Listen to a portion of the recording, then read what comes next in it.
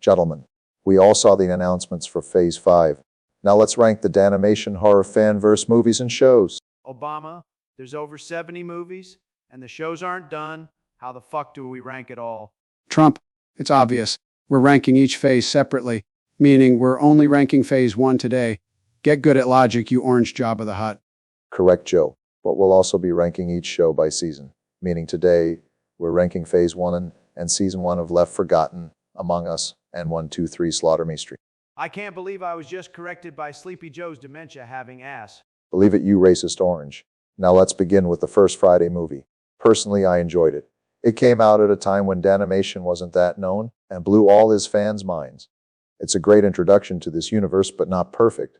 Very close, but not perfect. For that, I think it's a tier. I would have to agree with the tier. The movie is iconic and a great starting point. This is Danimation's Iron Man, but like you said, it isn't perfect and later movies definitely show it up. But it still has amazing scenes. The intro, the car scene, the flashback, and the owner's kid getting his head split in half. All classic scenes.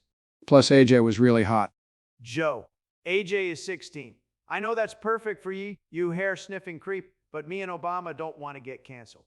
Trump, please don't engage with Joe's creepy shit. You'll only encourage him.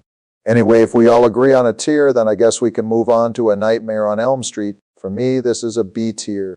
It's definitely creepy and the voice acting for Freddy is perfect, but there just isn't enough of the dream world in this movie. Instead, most of the movie is spent listening to a fucking tape recorder. Obama, you're missing the point of that scene. Nancy finding out that Freddy was an innocent man is a great change from the 1984 film. And finding out that her own father was the one that killed Freddy is great storytelling. This movie is as good as Friday. Put it in a tier. As good as Friday. Hell no, Sleepy Joe. None of Friday's scenes went on for too long. I agree that making Freddy innocent was a big brain move, but future movies handled that story better. I agree with Obama. There wasn't enough Freddy in this movie, and you really want to say that Nancy is a good character in this movie? No. Freddy is the only good character in this movie. He's the only thing keeping it in B tier. Maybe a little harsh, but I agree Nancy is a better character in Sweet Dreams Burn. But for the first movie, its only saving grace is Freddy. The skin mask and diner scene are both creepy, but the movie focused on the wrong character. When they had gold with Freddy, it's a B tier Joe. Now let's move on to Halloween. Oh hell yeah, this movie had it all. A great story, amazing kills, a protagonist who isn't boring, and sympathy for Michael Myers without taking away what makes him scary. This movie is perfect. The opening alone puts this in S tier. Of course you like this movie. It's about family drama. Something that someone who's in love with their daughter has tons of. You want to talk about family drama? How much cocaine does Hunter have on him right now? And does anyone remember this? Okay, does Joe Biden have a brother? I'm lucky I have two younger brothers. I'm the oldest of three, and I've got a sister who's the love of my life. I rest my case. Both of you should have your kids taken away from you. Now back to ranking the movie. Though I hate to do it so many times, I agree with Trump. The movie is everything I wanted a Danimation horror fanverse movie to be, and he did it on the third try. That's impressive, especially when you consider all these movies are short fan films made for YouTube.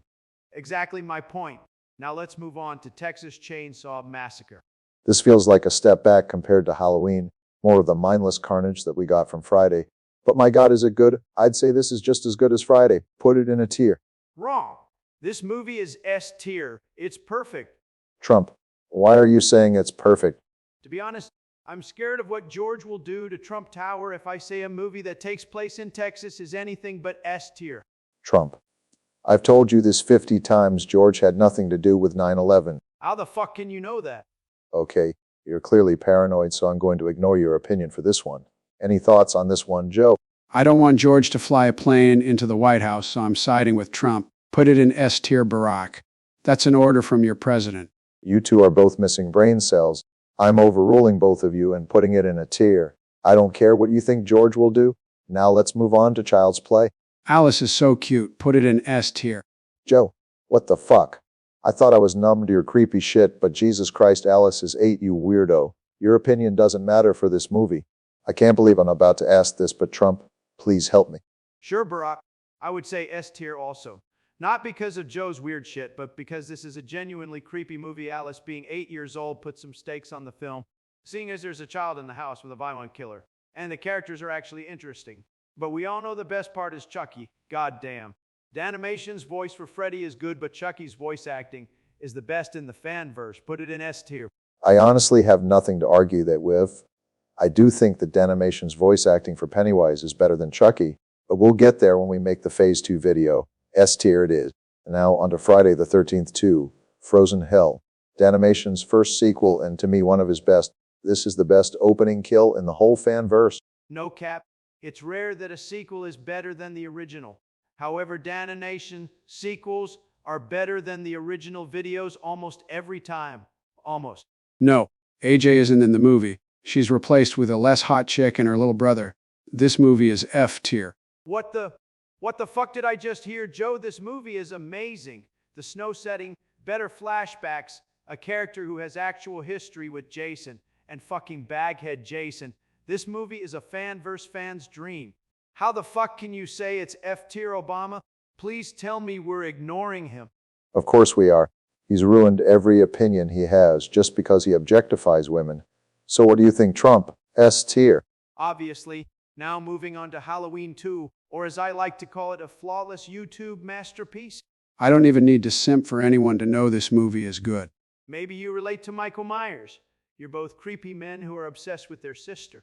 Trump, if you don't shut up, I'm going to have the FBI leak your search history. Both of you shut up and focus. Now I agree with Trump.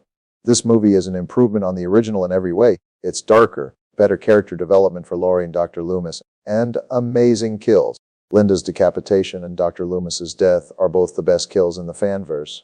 I don't care what either of you have to say, it goes into S tier. I won't argue with you. Next is Predator, or the movie that was named after Joe. The problem with this movie is that it's shorter than Trump's dick. That's not what Jill told me. Anyway, as much as I hate Joe, I agree with him.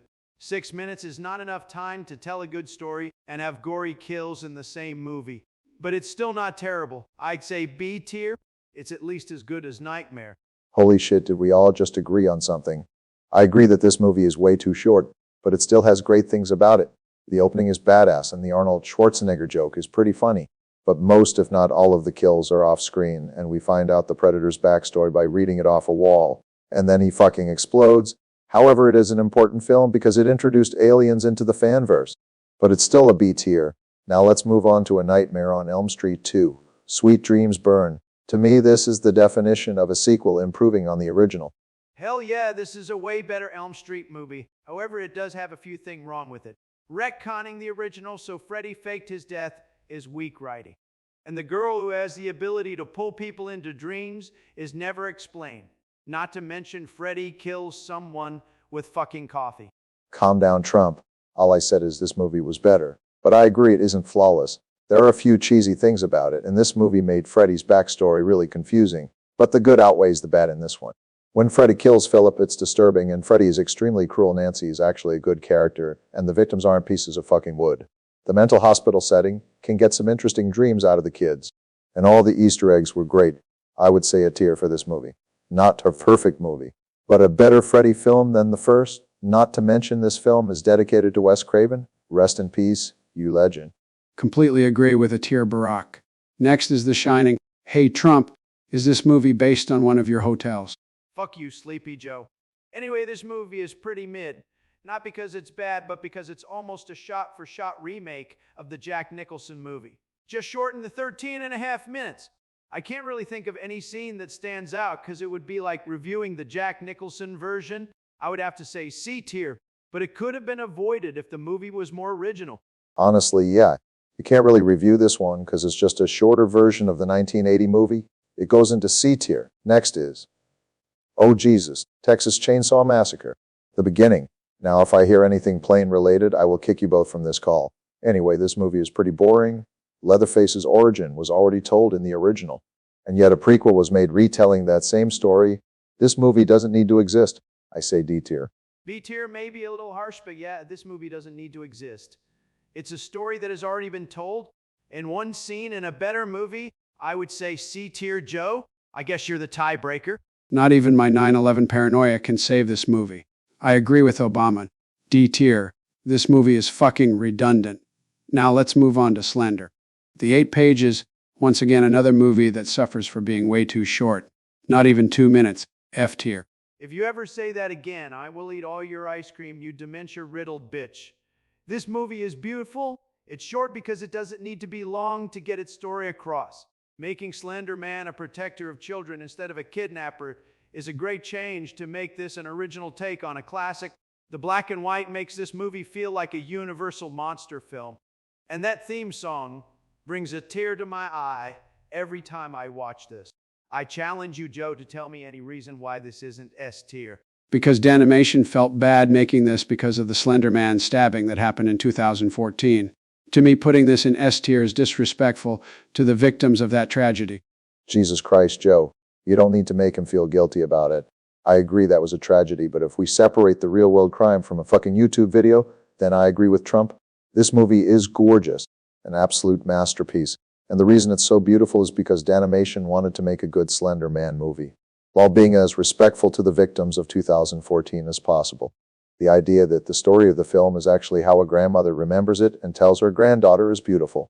Letting her granddaughter know that Slender Man will protect her like he protected her grandmother all those years ago. This movie goes into S tier as it's the only Danimation movie I can see that could make anyone cry with how beautiful it is. Thank you, Barack. Obviously, I'm not discounting the trauma those poor girls had to go through. Now let's move on to Trick or Treat. Honestly, this has the same problem as The Shining. It's basically a remake, but it's definitely better made than The Shining was. But because it's just an animated version of the 2007 movie, it's kind of boring until you get to the points with Sam. Trump, what the hell happened to your voice there? Whatever. Anyway, I agree. Every scene from this movie is ripped out of the 2007 film, but it is better made than The Shining. So for that, I'll give it a B tier. Couldn't agree more. Now on to Freddy versus Jason versus Michael. Now this was everything the fanverse was heading towards with Phase 1, and it is the perfect ending to what is, in my opinion, the best era of the Danimation horror fanverse. I can't believe I'm agreeing with Trump, but yeah, this movie is great. If Danimation had quit YouTube after making this, I would be fine with it, because at least he would have gone out with a bang. The movie has so much to love about it. Danimation's best performance is Freddy. All three slashers getting their time to shine in the film. And oh my god, that final fight. I didn't even care who would win, because I was just happy to see all three slashers share the screen. Seeing Freddy, Jason, and Michael kick each other's asses while that badass metal cover of the Halloween theme played is everything the fanverse should be. That fight alone makes this the biggest S tier of my life. Honestly, it was never going to go anywhere else. Now that's all the films in Phase 1 done. Now on to the shows, starting with Season 1 of Among Us. Honestly, when I saw that Danimation was making an Among Us show, I thought it was going to be a cringy mess, but I was pleasantly surprised at how good it was. The only thing I can complain about is the wait between episodes. I thought I wasn't going to live to see the next episode every time, but all 6 episodes were a great time, some better than others, but Danimation made sure that you had no idea who the killer was until the season finale. I can agree with all of that. I would say a tier. You had no idea who the killer was, but that's because there was no fucking clues. Apart from that, the show was great, and when the killer is revealed, it's an amazing moment. There was no clues because the killer was one step ahead every time. It was a show about paranoia, but I can agree with a tier. Now let's move on to the short, boring pile of shit that is 123 Slaughter Me Street. Come on, Donald. It wasn't that bad.